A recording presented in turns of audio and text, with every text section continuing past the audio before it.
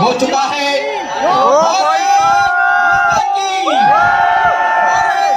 माता की हिंदू हृदय सम्राट योगी आदित्यनाथ, पूज्य योगी आदित्यनाथ जिंदाबाद, भारत माता की, भारत माता की, भारतीय जनता पार्टी जिंदाबाद जिंदाबाद।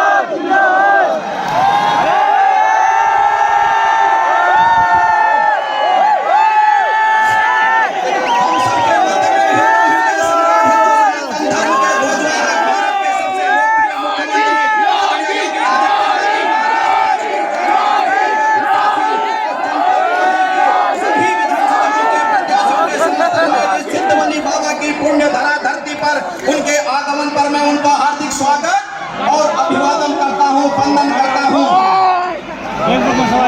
मंच पर विराजमान कोटद्वार विधानसभा की यशस्वी विधानसभा के जो प्रत्याशी हैं रेणु बीसी का मैं हार्दिक स्वागत और अभिवादन करता हूं। शैलेंद्र बीसी मंच पर हैं, अपने वीरेंद्र बीसी मंच पर हैं।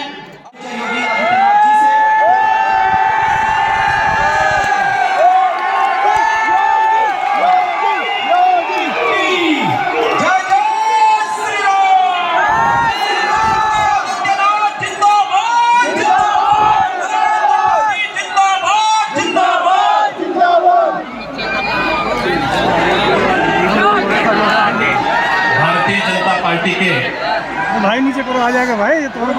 नगर के अध्यक्ष श्री सुनील गोयल जी,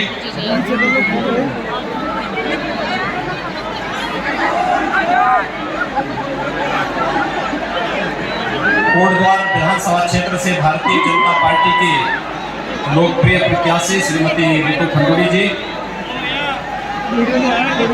केसर विधानसभा सीट से प्रत्याशी पात्री जी, दया शंकर जी, विजय लखेड़ा जी और उपस्थित कोटद्वार के मेरे सभी उपस्थित भाइयों बहनों,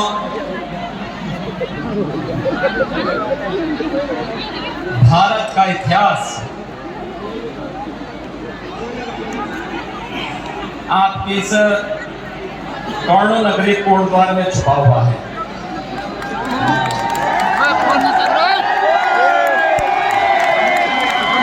हम सब इस बात को जानते हैं कि राष्ट्र को एक नाम दिया था और आज भारतीय जनता पार्टी की डबल इंजन की सरकार उत्तराखंड के विकास को, उस देवभूमि को विकास की जिन नई ऊंचाइयों की ओर पहुंचा रहा है, वह हर भारतीय के लिए गौरव की अनुभूति करने वाला एक क्षण होता है। भैया एक टोपी हाथ में ले लो, जैसे लोगों को डिस्टर्ब हो रहा है। आज उत्तराखंड विधानसभा प्रचार का भी अंतिम दिन है और 14 फरवरी को आप लोगों को उत्तराखंड के भाग्य का फैसला करना है। उत्तर प्रदेश में भी चुनाव चल रहे हैं। पहले चरण में मतदान हो चुका है, दूसरे चरण में 14 को होना है।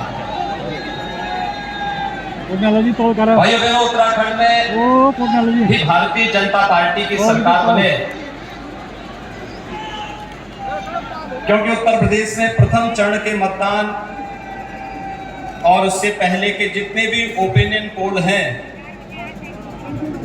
सब ने इस बात को कहा है कि उत्तर प्रदेश में भारतीय जनता पार्टी की सरकार को बनाने से कोई नहीं रोक सकता। वहां भारतीय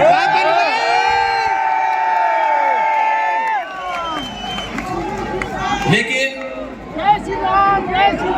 उत्तराखंड की दृष्टि यह चुनाव बहुत महत्वपूर्ण है, क्योंकि चुनाव आएंगे जाएंगे, सरकारें बनती हैं, बिगड़ती हैं, लेकिन मेरा एक बात मानना है कि हर हाल में देश रहना चाहिए और देश की सुरक्षा के साथ कोई समझौता नहीं होना चाहिए।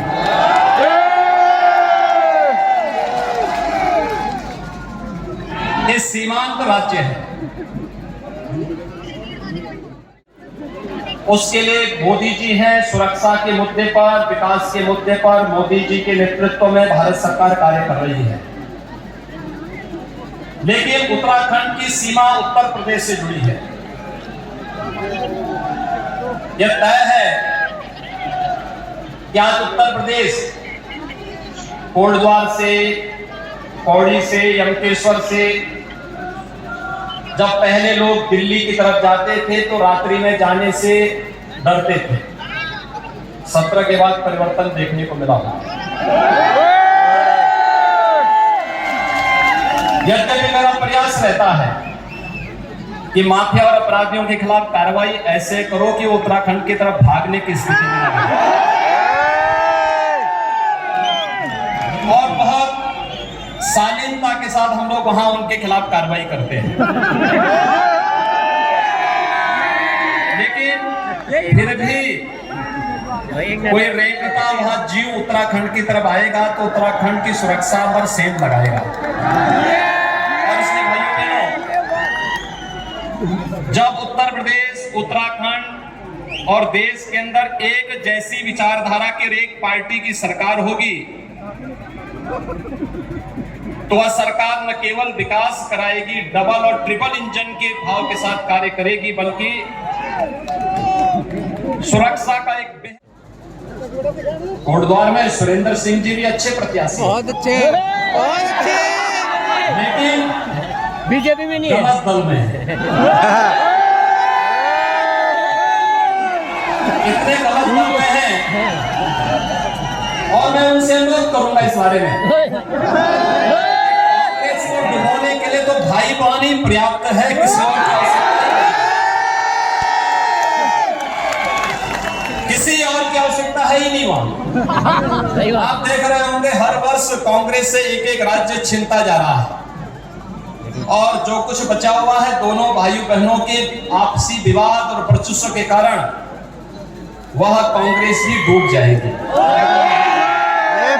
लेकिन कभी कभी डूबने वाले जहाज पर यात्रा करने वाले लोग अगर समय से बाहर का रास्ता नहीं देते तो वो भी डूब जाते, तो उनके लिए भी खतरनाक हो जाता है।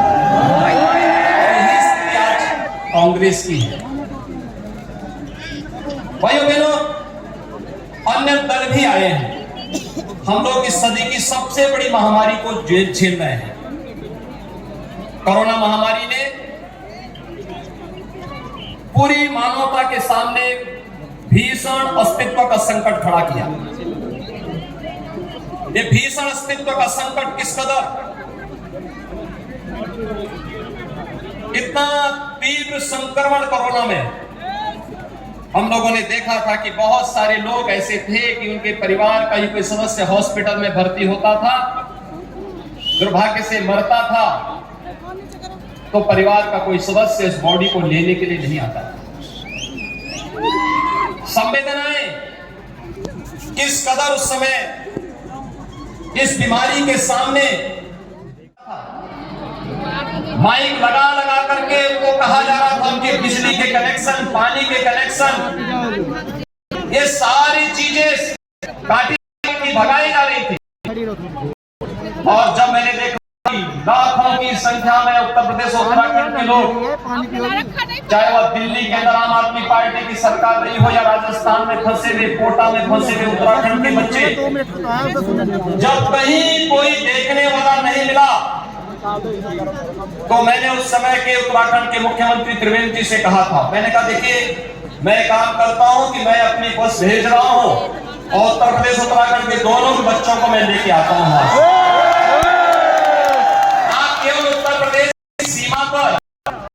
उत्तराखंड के अधिकारियों को भेजिए और भाइयों बहनों, दिल्ली से आने वाले लोगों को, चाहे वे कुमाऊं के रहे हों या गढ़वाल के, दोनों को उत्तर प्रदेश परिवहन की बसेस से मैंने दोनों क्षेत्रों में, गढ़वाल में भी और कुमाऊं में भी, फंसे 4,500 बच्चों को भी उनके गंतव्य तक, उनके घरों तक पहुंचाने के लिए उस समय त्रिवेंद्र जी के साथ हम लोगों ने मिलकर के काम किया था। राजस्थान में इसकी सरकार थी, वह भी संवेदना दिखा सकती है, संवेदना नहीं दिखाई। मैंने राजस्थान के मुख्यमंत्री से बातचीत की थी, मैंने कहा जो भी खर्च आएगा उत्तर प्रदेश वहन करेगा। उन्होंने कहा नहीं, हम नहीं करेंगे। तो मैंने कहा हमारी बसें जाएंगी, उन्होंने कहा हम नहीं जाने देंगे। तो मैंने कहा ठीक है, मैं अपनी फोर्स भेज करके अपने बच्चों को वहां से लेके आऊंगा। पुलिस के जवान भेजे और मैंने कहा सभी बच्चों को, उत्तर प्रदेश उत्तराखंड के सभी बच्चों को सकुशल वहां से निकाल करके ले आइए। उत्तर प्रदेश के बच्चों को उनके जनपदों में भेजिए, उत्तराखंड के बच्चों को उत्तराखंड सरकार जहां कहती है वहां तक पहुंचाने की कार्रवाई होनी चाहिए। किस मुंह से ये लोग आज वोट मांगने के लिए आ रहे हैं? दूसरा, कोरोना कालखंड में मोदी जी के नेतृत्व में पूरा देश एकजुट होकर के इस महामारी से लड़ रहा था। कितनी मजबूती के साथ लड़ रहा था। प्रधानमंत्री मोदी जी ने फ्री में टेस्ट, फ्री में उपचार, फ्री में वैक्सीन। आप में से कितने लोगों ने वैक्सीन ले लिया? 100% लोगों ने उत्तराखंड के अंदर वैक्सीन लिया। भाइयों बहनों, जो लोग वैक्सीन के खिलाफ दुष्प्रचार कर रहे थे, कहते थे ना ये मोदी वैक्सीन है, बीजेपी वैक्सीन है, और इस मोदी वैक्सीन ने ही थर्ड वेव से हम सबको बचाया है। ये मोदी वैक्सीन है। याद करिए थर्ड वेव अमेरिका में और यूरोप में आकर के कितनी तबाही मचा रहा है, हजारों लोग रोज मर रहे हैं। लेकिन उत्तर प्रदेश और उत्तराखंड में हर व्यक्ति सुरक्षित है, क्योंकि मोदी जी ने समय पे वैक्सीन दी और वैक्सीन के कारण जिन लोगों ने वैक्सीन लिया, थर्ड वेव उनका कुछ भी नहीं बिगाड़ पाया। अब हम लोगों को एक ही संदेश लेके जाना है कि मोदी जी ने फ्री में वैक्सीन दिया, सबकी जान भी बचाया, और भाइयों बहनों फ्री में राशन हर गरीब के घर तक पहुंचाने का काम भी किया। 20-21 वर्षों से लंबित पड़े हुए थे। मैंने मुख्यमंत्री जी को बुलाया, मैंने कहा देखो जो एक बात है इसका समाधान करो, आपको क्या चाहिए मुझे बता दीजिए, एक झटके में सारा समाधान करवा देते हैं। सभी समस्याओं का हमने समाधान कर दिया। उत्तराखंड के लिए एक ग्रीनफील्ड एक्सप्रेस वे के लिए लैंड की आवश्यकता थी, दिल्ली से देहरादून के लिए। तो ये हुआ कि उत्तर प्रदेश अगर एनओसी नहीं देगा तो नहीं बनेगा। मैंने कहा ऐसा नहीं है, आप जितना उत्तराखंड उससे पहले मुझसे उत्तराखंड के विकास में कोई चीज बात आगे नहीं आनी चाहिए,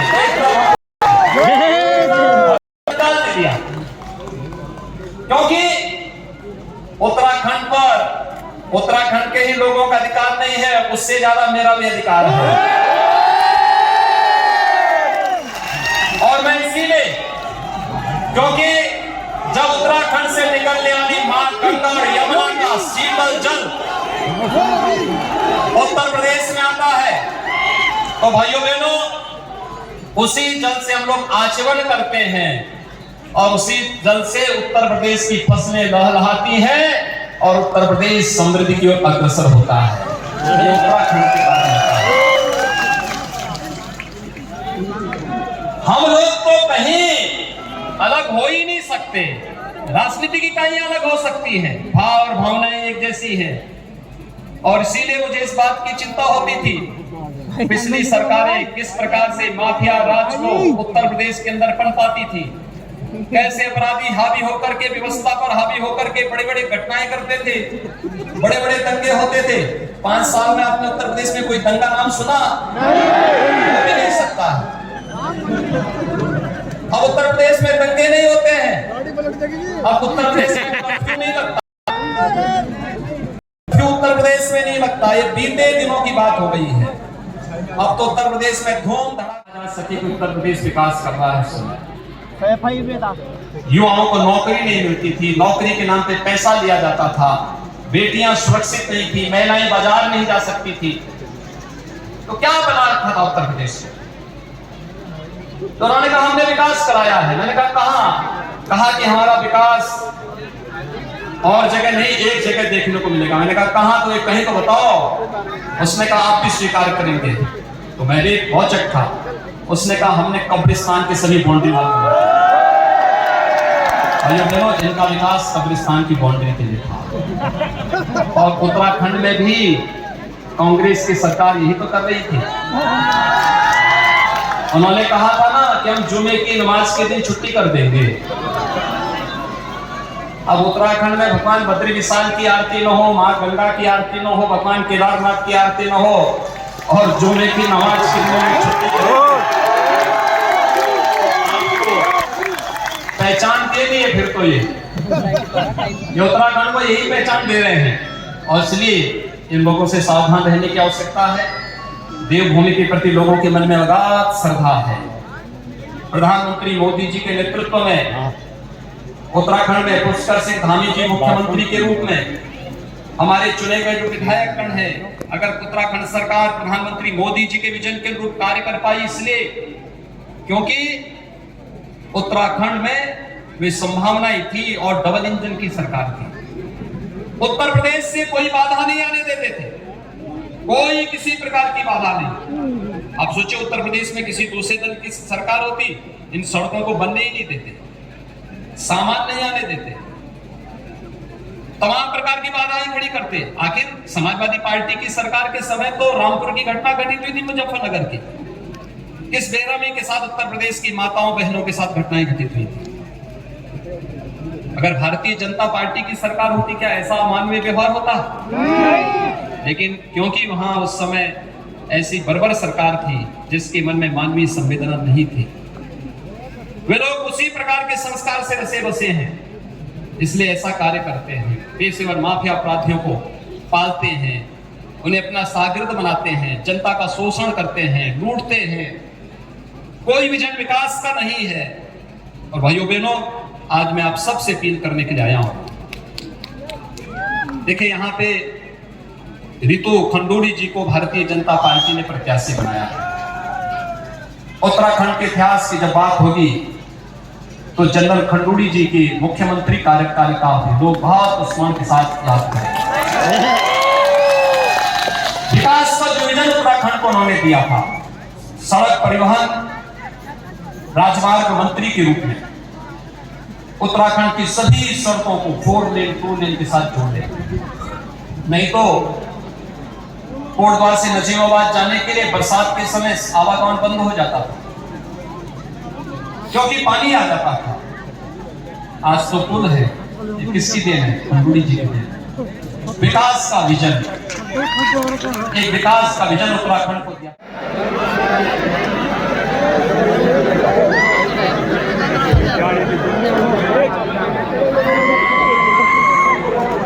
कर रहे हैं, सभी का मैं स्वागत अभिवादन करता हूं, वंदन करता हूं। सभी का आभार पूज्य महाराज जी को स्मृति चिन्ह भेंट कर रहे हैं।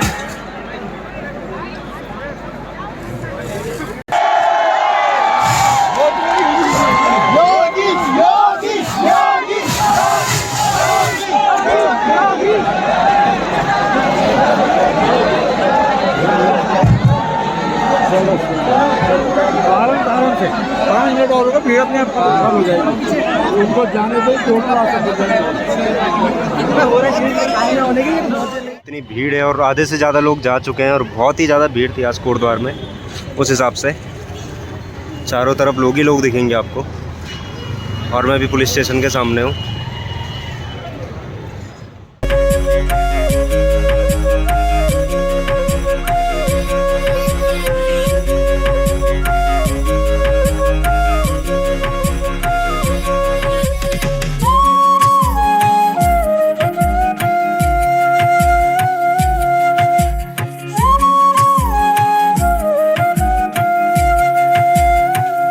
गाइस अभी मैं पहुंचा हूँ एक कैफ़े में और यहाँ पे कुछ खाते पीते, क्योंकि आज सुबह से कुछ भी नहीं खाया था। सुबह रूम से निकल गए थे 10 बजे।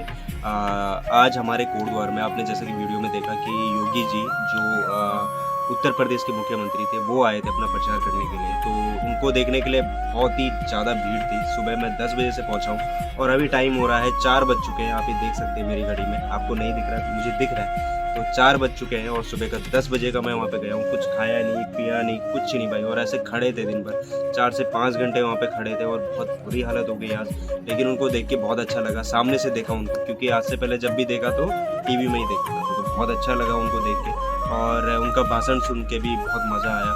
और आप लोग भी होप सो कि आपको भी पसंद आया होगा जो बातें उन्होंने बोली। मैं ज़्यादा रिकॉर्ड नहीं कर पाया क्योंकि वहाँ पे सिचुएशन ऐसी थी, भीड़ भाड़ बहुत ज़्यादा। मेरे पास ट्राईपॉड भी नहीं था पहले, अगर ट्राईपॉड होता तो फिर अच्छे से उनको कवर कर पाता, लेकिन भीड़ भाड़ बहुत ज़्यादा थी और हाथ पाँव दर्द होने लगे। पाँव मेरे ऐसे मतलब जाम हो चुके हैं कि मैं आपको क्या बताऊँ। तो अब कुछ खाते पीते हैं और तो आज हमने ब्लॉग भी स्टार्ट नहीं किया। तो guys welcome back to our YouTube channel. और आपने ब्लॉग तो देख ही लिया है। आज के हमारे मुख्यमंत्री थे, जो मुख्य अतिथि थे, योगी जी को आपने देख लिया वीडियो में।